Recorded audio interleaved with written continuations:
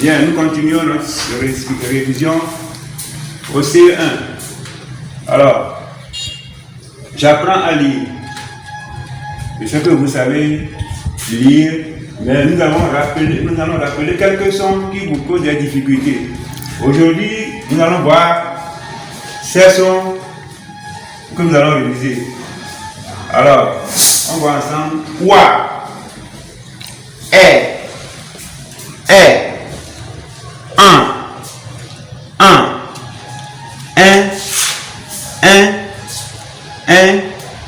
on et o.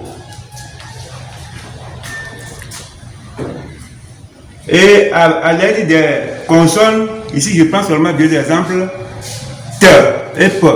À l'aide de ces consonnes, on peut former les syllabes te, wa, toi. Et tu continues la même chose comme ça. Te, te, tu formes une syllabe. La même chose jusqu'à la fin. Tu prends d'autres consonnes pour former les syllabes qui vont t'aider à former des mots. Ça va? Bien.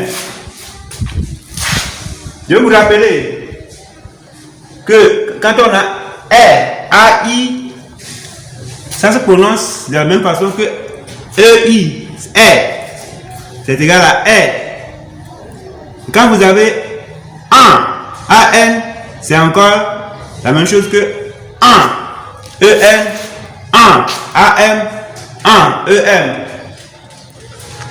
De même que un, on a plusieurs manières de prononcer le un, I-N, A-I-N, E-I-N, A-I-M et E-I-M.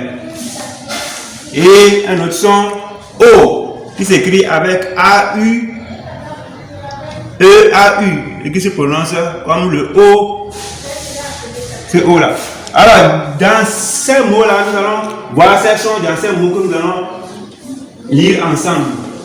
Loi, lait, tente, vin, pot, pendant, semaine, gain, frein.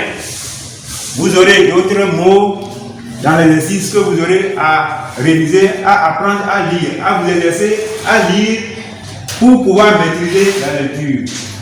Bien. Après la lecture, nous allons passer à l'orthographe. Je sais écrire les mots. Nous allons rappeler quelques mots invariables que nous avons déjà étudiés. Ici, nous avons 10 mots. Pour savoir, pour bien les écrire, nous allons les lire, les épeler et les écrire sur les ardoises avant de faire la dictée de mots. Alors ensemble, on reprend ces mots-là que nous avons étudiés. Aujourd'hui, bientôt, aussitôt, beaucoup, toujours, maintenant, jamais, hier, rien, demain. Tu vas le relire un à un comme ça. Je vous rappelle que les mots invariables sont des mots qui ne changent jamais. Leur orthographe ne change jamais. On les écrit toujours comme ça. Donc si tu sais les écrire maintenant, c'est pour toujours. Alors pour pouvoir bien les écrire, qu'est-ce qu'il faut faire? On prend un exemple. Je prends le premier mot, je lis aujourd'hui. Oui, répète. Très bien. Alors, on va appeler aujourd'hui. Aujourd'hui s'écrit A, U, J, O, U, R, D, apostrophe, H, U, I. C'est bon? Et Père aussi. Alors, on écrit sur la base. Écris-moi aujourd'hui sur la base. Voilà, très bien, aujourd'hui. Alors, quand tu finis de lire, tu épelles, tu écris sur la toile, tu as déjà enregistré ça. Tu fais de même pour tout, chacun des mots. C'est comme ça qu'on apprend à écrire un mot. Et quand tu les écris comme ça, tu les gardes à une dictée, tu peux bien l'écrire. Donc, tous ces 10 mots-là, tu les apprends un à un. Après, on te fait une dictée. Tous les 10 mots-là pour voir si tu sais bien écrire. C'est bien, merci. En grammaire, où je manipule les phrases. 1. Nous allons réviser 2 petites leçons. D'abord, la phrase à la forme affirmative, la phrase à la forme négative et la phrase interrogative. Observez bien le tableau qui est ici. Regarde bien le tableau. Il y a 2 parties. Il y a une partie où il y a la forme affirmative et une partie où il y a la forme négative. Regarde bien les phrases. Je lis la première phrase. Ali va à l'école. Ça va? Bien. De l'autre côté, à la forme négative, Ali ne va pas à l'école. C'est bon? Bien, suivez encore. La deuxième phrase. J'ai 8 ans. Dans la deuxième colonne, à la forme négative, je n'ai pas 8 ans. Quand on a une phrase à la forme affirmative, pour la mettre à la forme négative, on utilise ne pas. Ici, Ali ne va pas à l'école. Vous avez vu que c'est ça qui fait la différence entre ces 2 phrases-là. Ici, ce qui change, c'est ne pas. Dans la deuxième phrase de même, ici, on n'a pas ne pas, mais on a un apostrophe. Parce qu'il y a une voyelle qui commence le verbe là-bas. Donc, pour transformer une phrase affirmative à la forme négative, on utilise ne pas ou un apostrophe, point et pas. En construction de phrases, nous avons vu comment on transforme des phrases à la forme négative avec d'autres expressions. Donc, mais retenez que pour avoir la phrase en forme négative, je dois utiliser ne pas un apostrophe. Alors, il y a des exercices que vous allez faire pour transformer d'abord de la forme affirmative à la forme négative et de la forme négative à la forme affirmative. Sachez que toutes les phrases que vous avez vues, la phrase déclarative, la phrase interrogative, la phrase exclamative et la phrase impérative, toutes ces phrases-là se mettent aussi à la forme négative. Ça va? Bien. Nous passons à la deuxième thème, la phrase interrogative. Observe bien la première phrase ici. Tu apprends ta leçon. Cette phrase se termine par un point. C'est une phrase déclarative et qui est à la forme affirmative. Alors, on me demande de transformer cette phrase-là en phrase interrogative. Nous avons appris qu'on peut faire cela de 3 manières.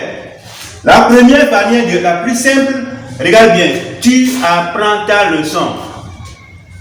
J'écris encore, tu apprends ta leçon. Je reprends la même chose et ce qui change, je mets un point d'interrogation. C'est la manière la plus simple de mettre une phrase, transformer une phrase en phrase interrogative. Ça va? Bien, la deuxième manière, on utilise l'expression est-ce que. Je commence la phrase par est-ce que tu apprends ta leçon. Donc, j'ajoute est-ce que et je garde la phrase telle qu'elle. Et toujours, je n'oublie pas le point d'interrogation. C'est le point d'interrogation qui indique à l'écrit que c'est une phrase interrogative. Quand il n'y a pas le point, on ne peut pas la lire comme une phrase interrogative. Mais en la prononçant, on peut savoir. Mais à l'écrit, toujours, le point d'interrogation est obligatoire. La troisième manière, c'est ce que nous appelons l'inversion du sujet. Quand je dis tu apprends ta leçon, le sujet va passer après le verbe. Apprends-tu ta leçon? C'est ça qu'on appelle l'inversion du sujet. Le sujet est renversé, a changé de place. Ça va? Bien. Mais il faut maîtriser les deux premières manières là pour changer une phrase en phrase interrogative. Avec l'exercice, vous allez essayer de transformer une phrase en phrase interrogative de 2 ou 3 manières différentes. Merci. Je manipule les phrases de, c'est-à-dire nous sommes en conjugaison. Et ce que nous allons voir aujourd'hui, nous allons rappeler aujourd'hui, très important, c'est le verbe avoir et le verbe être. Ce sont des verbes particuliers. Des verbes qui n'ont pas de règle de conjugaison. Et ce qu'il faut, il faut apprendre à les conjuguer tels qu'ils sont. Parce que ce sont des verbes qu'on utilise, des auxiliaires qu'on utilise chaque jour. Ce sont des verbes usuels. Alors, le verbe avoir, au présent, je l'indicatif, j'ai, tu as, il, ou bien elle, ou on a. Regardez bien l'orthographe de ces verbes-là. Nous avons, vous avez, il ou elle, ont, on. Apprenez l'orthographe là et maîtrisez-la. Au présent, c'est comme ça, ça s'écrit toujours. Ça ne change pas. Au présent, le verbe avoir, c'est de cette manière-là. Il faut la connaître par cœur. De même, le verbe être. Je suis, tu es, il, elle ou bien on est. Nous sommes, vous êtes, ils ou elles sont. Comme pour avoir, il faut maîtriser l'orthographe de ces verbes-là. Et surtout, quand on a tu en conjugaison, le verbe prend toujours S. Bien, nous allons rappeler quelque chose d'important. La transformation du sujet. Quand par exemple on dit c'est moi qui, alors il faut savoir que on utilise je. C'est moi qui suis en retard. C'est toi qui, c'est tu. C'est lui qui, c'est il. C'est elle qui. Donc la troisième personne du singulier. Maintenant quand je dis toi et moi, ça devient nous. Je remplace par nous. Abalo et moi, c'est nous. René et toi, ça fait vous. Ça va. Maintenant, quand j'ai papa, maman et les enfants, je remplace par il. Et c'est la troisième personne du pluriel. Voilà pour la conjugation. Ce sont des verbes à apprendre par cœur. Avec les exercices que vous aurez, vous allez les utiliser et de plusieurs manières. Merci.